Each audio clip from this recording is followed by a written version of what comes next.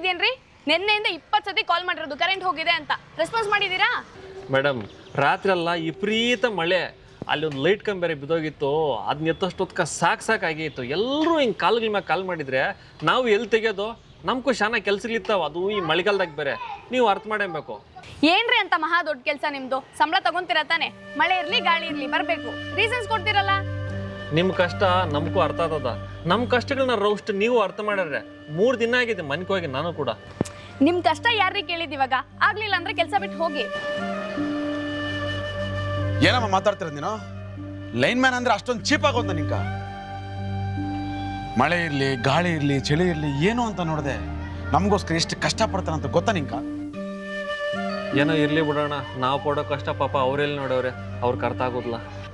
ಸುಮ್ನಿರಪ್ಪ. ಈಗ ಈ ಕಾಲದಾಗು ಸಣ್ಣ ವೈರ್ ಮುಟ್ಟಕ್ಕೂ ಎಷ್ಟು ದಿಲ್ ಬೀಳ್ತಾರೆ ಗೊತ್ತಾ? ಅಂತಾದ್ರಾಗ ನೀವು ದೊಡ್ಡ ದೊಡ್ಡ ವೈರಲ್ಲಿ ಇಟ್ಕೊಂಡು ನಿಮ್ಮ ಜೀವನ ಪಣ ಇಟ್ಟು ಕೆಲಸ ಮಾಡ್ತಿರ್ತೀರ. ಈ ಮಳೆಗಾಲದಾಗ ಕರೆಂಟ್ ಕಂಬಗಳು ಬಿದ್ದೋಗಿರ್ತವೆ, ಮರಗಳು ಬಿದ್ದೋಗಿರ್ತವೆ. ನಿಮಗೆ ಕರೆಂಟ್ ಇಲ್ಲ ಅಂತ ಸಡನ್ ಆಗಿ ಫೋನ್ಗಳು ಮಾಡ್ಬಿಡ್ತೀರ.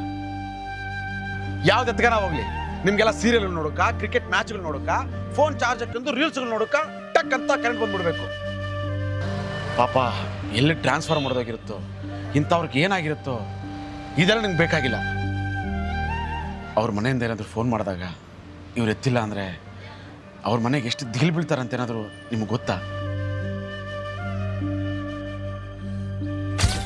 ಬೋಲೆ ಚೆನ್ನಾಗದೆ ಅನ್ಸಿದ್ರೆ ಸಬ್ಸ್ಕ್ರೈಬ್ ಮಾಡ್ರೆ ಪೌ.